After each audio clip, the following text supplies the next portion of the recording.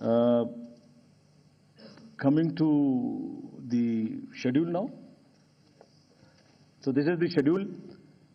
We will start, it's a single phase election. Date of notification will be 10th of January, Friday. Last date of making nomination will be 17th of January. Scrutiny on 18th of January. Withdrawal 20th. These are the statutory periods of time which is given. Date of poll is 5th and counting is 8th, and 5th again we have very deliberately kept Wednesday, क्योंकि हम सोचते हैं सब दिल्ली वाले vote करें, इसलिए इस बार भी महाराष्ट्र की तरह हमने इसको वेडनेसडे में रखा है. Entire election process after counting will be complete by 10th, and this is, we are doing elections in by polls also in Milkipur in UP and Erode in Tamil Nadu. Before you ask me why other by polls are not being done, let me answer it here. Save one question from you. You can ask another question. There are two constituencies in J&K which are also due for election, Badgaon and Nagarota. Because of snow conditions, we will do it later. We still have time till April. Before that, we will complete those elections. There are two more. One is Basirghat in West Bengal, parliamentary constituency, and one is Bisabadar in Gujarat MLA Assembly constituency. In both these cases, PC, both are PC, sorry. In both these cases, there are election petitions pending, and the rule is that if a election petition is pending, we do not do by-elections there. The moment EPs are decided, we'll be ready to do it, as was the case with Milkipur earlier.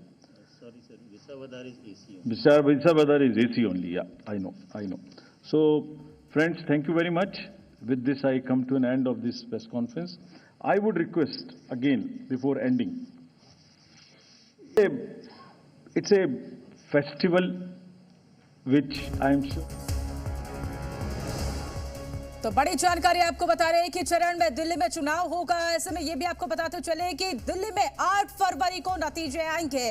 और अगर voting की अगर बात करें तो देखिए, चुनाव का ऐलान कर दिया गया है, चुनाव की तारीखों का ऐलान कर दिया गया. 5 फरवरी को दिल्ली में मतदान होगा, यानी कि 5 फरवरी को वोटिंग होगी और एक ही चरण में दिल्ली में चुनाव आयोजित होगा. और 8 फरवरी को वोटों की गिनती होगी, यानी कि ये भी आपको बताते चले कि 8 फरवरी को नतीजे आएंगे. और दिल्ली में अब चुनावी तारीखों का ऐलान हो चुका है. 5 फरवरी को चुनाव यहां पर होने वाला है. दिल्ली में एक ही चरण में मतदान होगा और एक ही चरण में यहां पर दिल्ली में वोटिंग की जाएगी. ऐसे में यह भी आपको बताते चले कि चुनाव आयोग के द्वारा जिसका इंतजार किया जा रहा था, तारीखों का ऐलान कर दिया गया. मतदान 5 फरवरी को होगा और मतगणना 8 फरवरी को होने वाली है. दिल्ली विधानसभा चुनाव की तारीखों का ये ऐलान भी हो चुका है. 5 फरवरी 2025 को मतदान होगा. और ऐसे में चुनाव आयोग के द्वारा यह भी अपील की गई है कि वोट जरूर करें. और मतगणना की अगर बात की जाए तो 8 फरवरी 2025 को मतगणना की जाएगी, यानी कि 5 तारीख को यहाँ पर वोट होंगे और 8 फरवरी को रिजल्ट आएंगे, परिणाम आएंगे. ऐसे में ये भी आपको बताते चले कि अब दिल्ली में चुनाव को ऐलान हो चुका है, चुनाव की तारीखों का ऐलान हो चुका है, जिसका बेसब्री से इंतजार किया जा रहा था, जो कि 5 फरवरी को यहाँ पर वोट होंगे और एक ही चरण में चुनाव का ऐलान किया गया. एक ही चरण में चुनाव आयोजित किए जाएंगे. ऐसे में अगर नतीजों की अगर बात करें तो 8 फरवरी को चुनाव के नतीजे आने वाले हैं.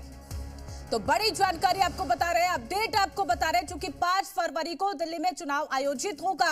और अगर परिणाम की अगर बात करें तो 8 फरवरी को चुनाव के परिणाम आने वाले हैं, जिसका बेसब्री से इंतजार किया जा रहा था, वो घड़ी आ चुकी है. और ऐसे में देखिए, 5 फरवरी को मतदान दिल्ली विधानसभा चुनाव का होगा और मतगणना की अगर बात करें तो 8 फरवरी को मतगणना की जाएगी. तो देखिए, जो इसको लेकर ऐसे में और ऐसे में देखिए, ये भी आपको बताते चले कि दिल्ली विधानसभा चुनाव की तारीखों का ऐलान जो किया जा रहा था, जिसका इंतजार किया जा रहा था, उसका ऐलान हो चुका है. 5 फरवरी को दिल्ली विधानसभा चुनाव का ऐलान होगा. ऐसे में यूं भी आपको बताते चले कि 5 फरवरी को ही यूपी की मिल्कीपुर सीट का भी चुनाव आयोजित होगा। तो देखिए, एक ही चरण में दिल्ली में विधानसभा चुनाव आयोजित हो रहा है, जो कि 8 फरवरी को नतीजे आएंगे और 5 फरवरी को वोट डाले जाएंगे।